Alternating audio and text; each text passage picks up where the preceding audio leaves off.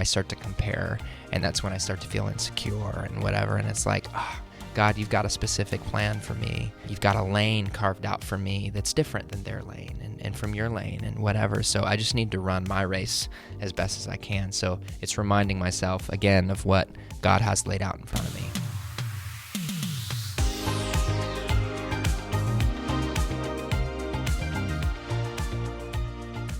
Colton, thank you for coming in and talking with me. Yes, thanks for having me. It's going to be so much fun. I do need to know, your hair is amazing.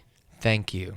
Yes, Appreciate it that. really is. I have a suggestion. Okay. If you're ever done with the music thing, you need to be a hair model. Hair model? That's Yeah. the first time I've ever been told that. No way. Way. I mean, when you're going to get a haircut and they have like magazines or whatever and you're flipping through it and you're like, that looks so good, but if I go home, it's not going to look that good.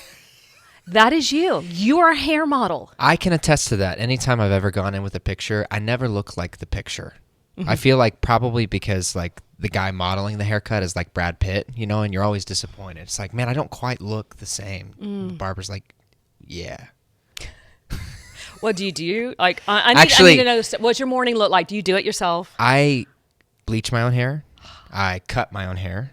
I kind of have learned to do it all. You do it all. I do it all. Yeah. So if you ever want this haircut, I know a guy. Can you dye my hair? Because that could save me a lot of money. I can. I mean, especially with inflation right now and the prices. It's brutal.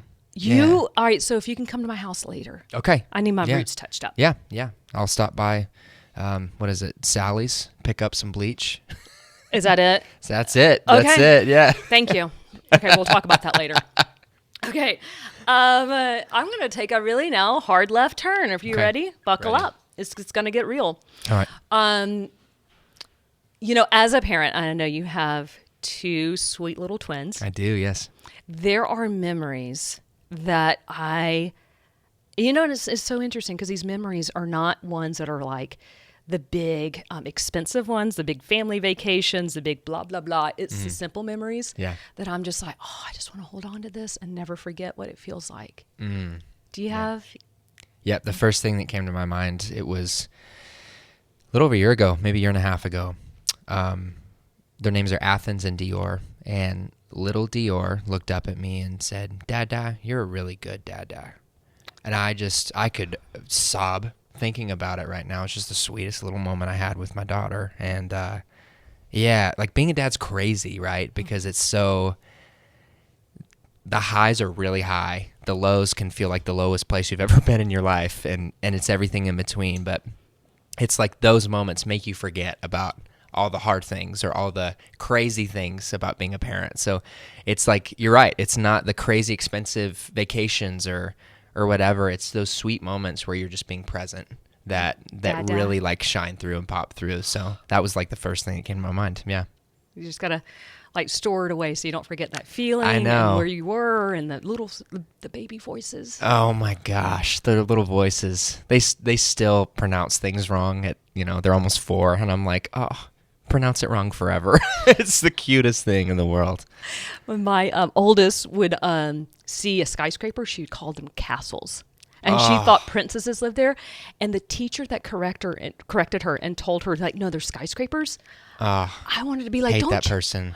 Just kidding. We don't hate people, but really because dislike that Jesus. person strongly. Yeah. Jesus told us we can't hate her. That's right. But if he didn't, that would be the first on my list. You know what I mean?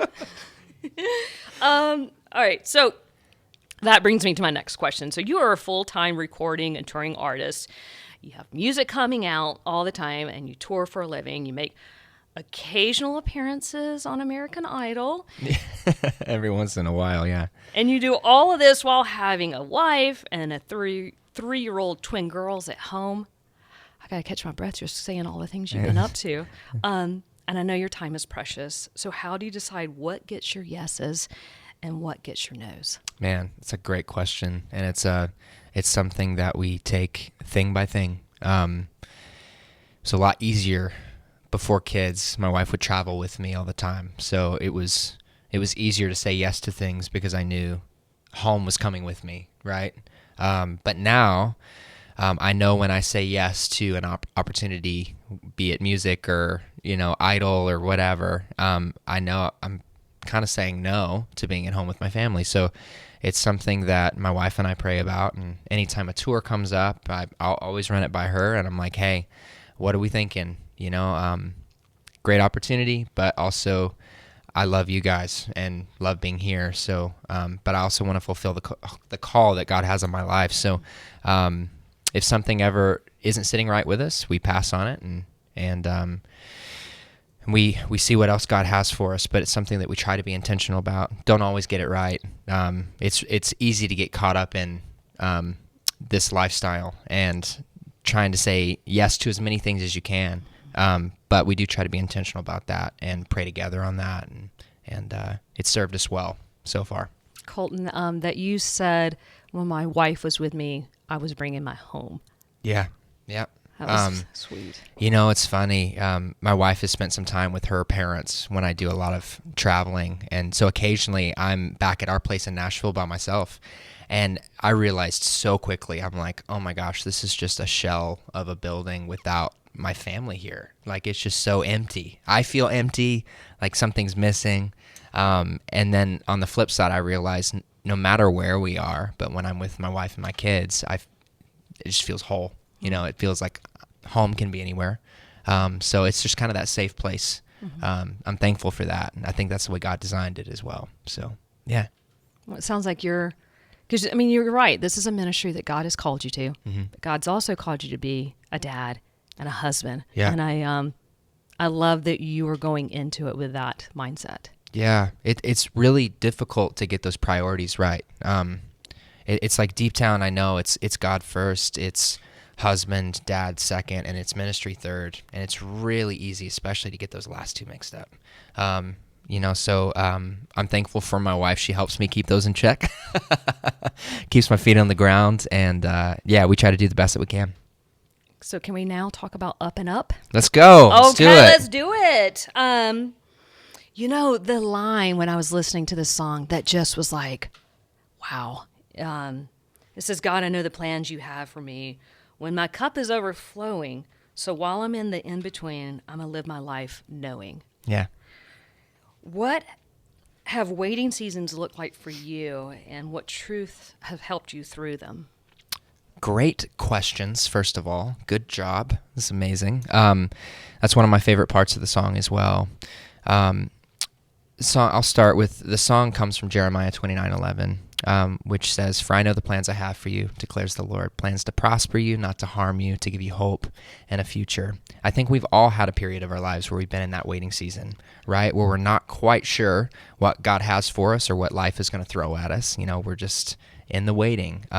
But God gave us promises in His Word that we can stand on in that process. So what I mean by that pre-chorus is, like, I know what His Word says. I know what He's promised me. So even though I can't see it right now, I'm going to stand on that promise and live like He does have a really good plan for me, because I know it's true.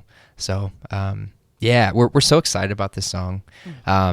It's a fun song because I think it's a great reminder that, hey, even when you feel like you're even further from the waiting season, life's knocked you down, whatever, like, God's got something really good for all of us, So stand on that and believe in that, and I believe you'll start to see your situation and your circumstances change.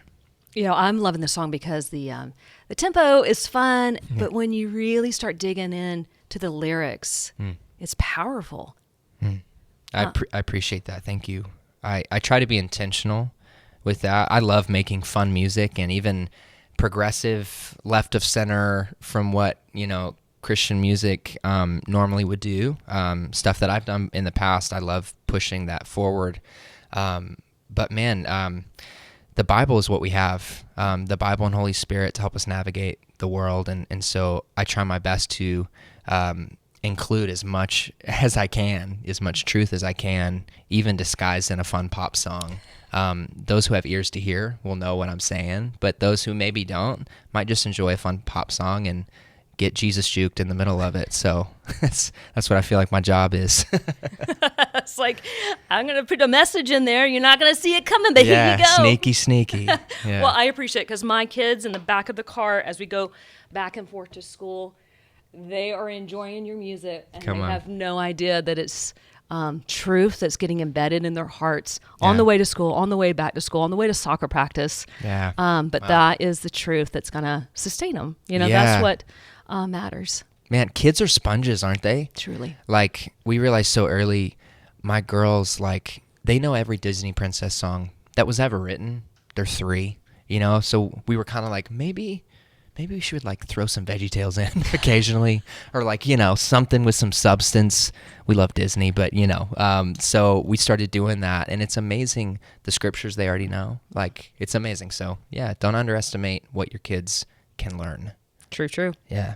All right, I want to learn a little bit more about you. Okay. With our disco ball of fun. Disco ball of fun.